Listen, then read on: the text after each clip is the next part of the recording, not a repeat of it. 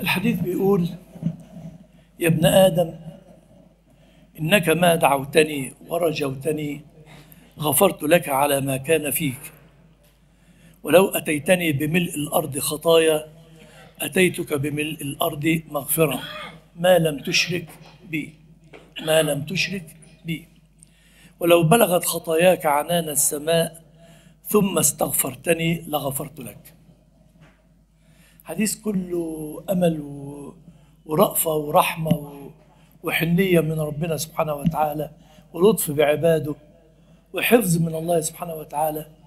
بس في شرط وفي جواب. الشرط: عايز تاخد لازم تتعب، عايز تحصل، عايز تنجح لازم تذاكر.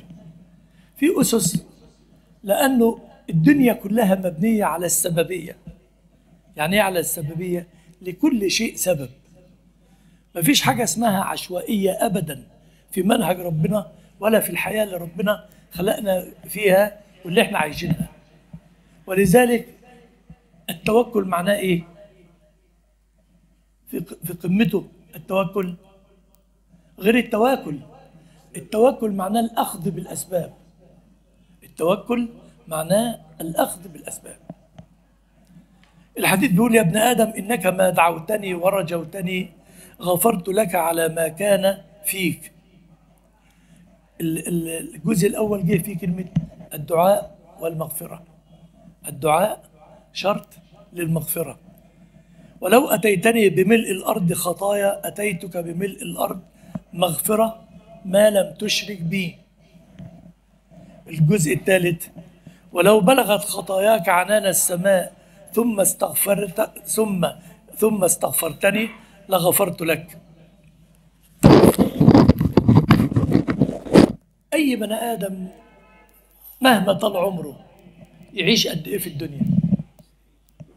100 سنة، 120 سنة، 150 سنة.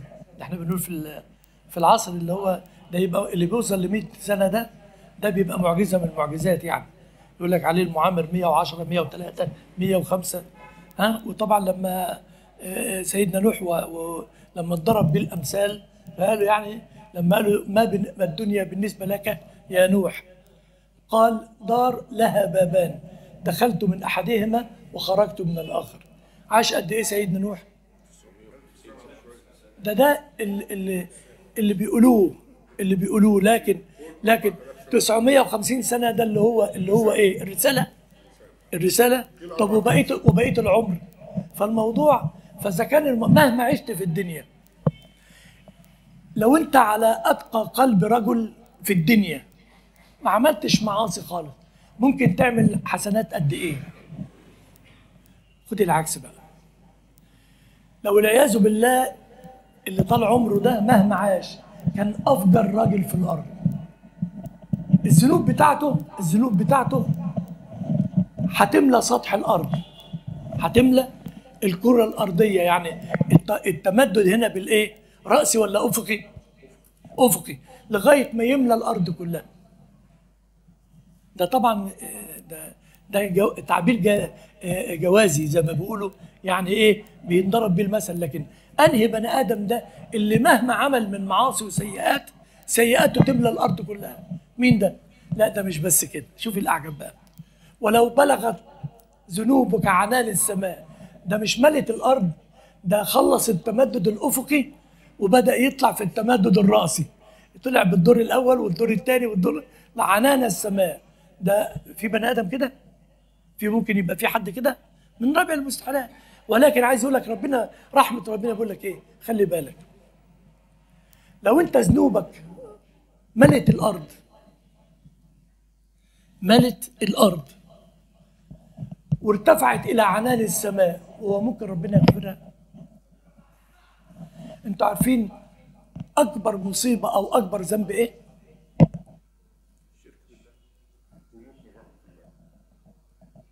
طبعا ما هو الشرك بالله خلاص بقى. لكن الايه؟ لا، انك تظن ان الله لن يغفر لك. تصدق اكبر الكبائر بعد الشرك بالله وعقوق الوالدين، لأنه الكبائر صنفها الإمام الذهبي 58 أو 59 كبيرة في المصنف بتاع الإمام الذهبي. لكن إذا أنت ظنيت إن ربنا مش هيغفر لك، يبقى أنت تأليت على الله، يبقى أنت ما عرفتش ربنا صح. يعني ممكن ربنا يغفر لك ذنوبك؟ ده مش ممكن، ده أكيد. بس احنا بنقول دايما بص، القاعدة العامة ولا الاستثناء أقل؟ الاستثناء دايما. إلا والعصر إن الإنسان لفي خسر إلا الذين، دايما تيجي دايما إلا تجد الإيه؟ الاستثناء هو الأقل، صح؟ ولا القاعدة العامة الاستثناء هو الأقل؟ تعال شوف هنا بقى، هو ربنا ممكن يغفر لك ذنوبك؟ بس بشروط. الأول التوحيد، إنك توحد الله، والنية تكون نية خالصة في توحيد الله سبحانه وتعالى، ولا تشرك مع الله أحدا. وأخوف ما أخاف عليكم الشرك الخفي. أمة سيدنا النبي مش هتشرك شرك صريح أبدا. أمة سيدنا النبي ربنا أمنها من أنها تشرك شرك صريح أبدا، إنما إيه؟ الشرك الخفي. يعني ده الرياء، ده واحد منهم. حاجة تانية، تعس عبد، شوف أنا هقول لك من القرآن والحديث أهو. سيدنا النبي بيقول إيه؟ تعس عبد الإيه؟ الدرهم، تعس عبد الدينار، تعس عبد الخميصة. الله، عبد، خدت بالك من كلمة عبد في الحديث؟ تعس عبد، يعني ممكن الواحد يعبد المال، هو مش هيعبده من دون الله، ولكن يعبده مع ربنا. والعبادة هنا مش معناها الشرك هنا، أو العبادة اللي تخرج من الملة، لا، ولكن جعل المال هو كل حياته، محور حياته. فنسوا الله فأنساهم أنفسهم. ربنا حال ما بينه وما بين قلبه لدرجة إن هو كل اعتماده على اللي معاه. أنا بصحتي فطايح، أنا معايا فلوس طايح، أنا بعمل طايح، عنده عيال يكون عصابة. لأنه إيه؟ لأنه هنا أشرك مع ربنا سبحانه وتعالى في اختصاصات الله سبحانه وتعالى. فنقطتين مهمين جدا وسلاحين أرجو إن احنا نركز فيهم. احنا عارفين أهمية الدعاء؟ عارفين. طب عارفين أهمية الاستغفار؟ عارفين. طب ليه احنا مخلين من الاستغفار والدعاء؟ ليه؟ وذنون إذ ذهب مغاضبا فظن أن لن نقدر عليه فنادى في الظلمات أن لا إله إلا أنت سبحانك إني كنت من الظالمين فاستجبنا له. الاعتراف لله، الخضوع لعظمة الله. ومش بس كده، لو لم تذنبوا وتتوبوا أو تستغفروا لذهب بكم وأتى بمن يذنب فيستغفر الله فيغفر الله له. ربنا بيحب العبد اللحوح اللي رافع ايده للسماء بيقول يا رب. هو انت لما بتتزنق بتعمل ايه؟ بروح على ابويا ياخد منه قرشين. لما الدنيا بتضيق بيا قوي بروح احط راسي في حضن امي وتطبطب عليا وتدعي لي وتروح يا ابني ربنا يفتح لك ابواب الخير وعشان ارتاح الاقي حد افضفض معاه. طب واللي ما عندوش اب وام، واللي معهوش فلوس، واللي صحته تعبانه، لا، انت ناسي باب ربنا ليه؟ ناسي باب الدعاء ليه؟ فقلت استغفروا ربكم انه كان غفارا. النتيجه ايه بقى اللي بعد الاستغفار؟ يرسل السماء عليكم مدرارا ويمددكم باموال وبنين ويجعل لكم جنات ويجعل لكم هو احنا ناسين الاستغفار ليه؟ سيدنا النبي علمنا، قال لك شوف سيدنا النبي كان بيستغفر اليوم في اليوم اكتر من ايه؟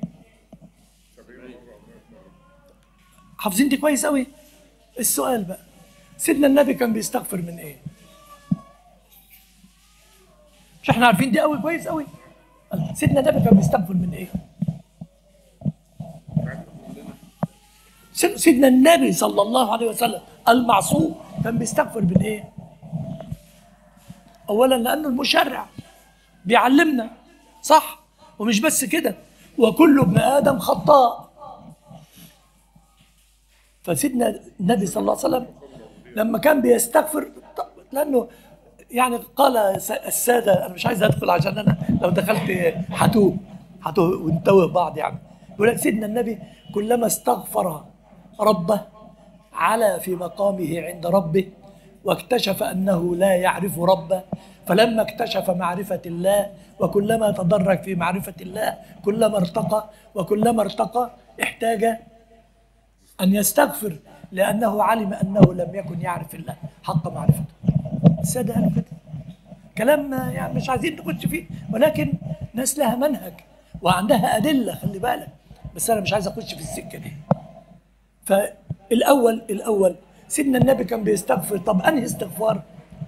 صيغ سيدنا النبي في الاستغفار كتير جدا، وعشان ما اطولش على حضراتكم نقول اللي قاله سيدنا النبي وسماه قال ايه؟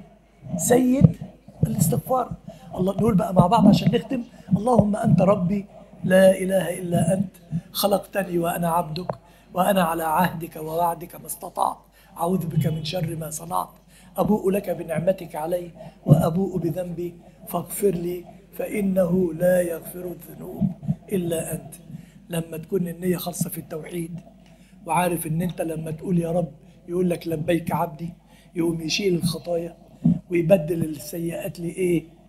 الا من تاب وامن وعمل عملا صالحا فاولئك يبدل الله سيئاتهم حسنات وكان الله غفورا رحيما. بدل الله لي ولكم السيئات الى حسنات ورفعني واياكم في اعلى الدرجات حتى نرتقي الى حوض سيد الانبياء والمرسلين، سيد الحسنات وسيد الدرجات وسيد الفردوس الاعلى، سيدنا رسول الله صلى الله عليه وسلم.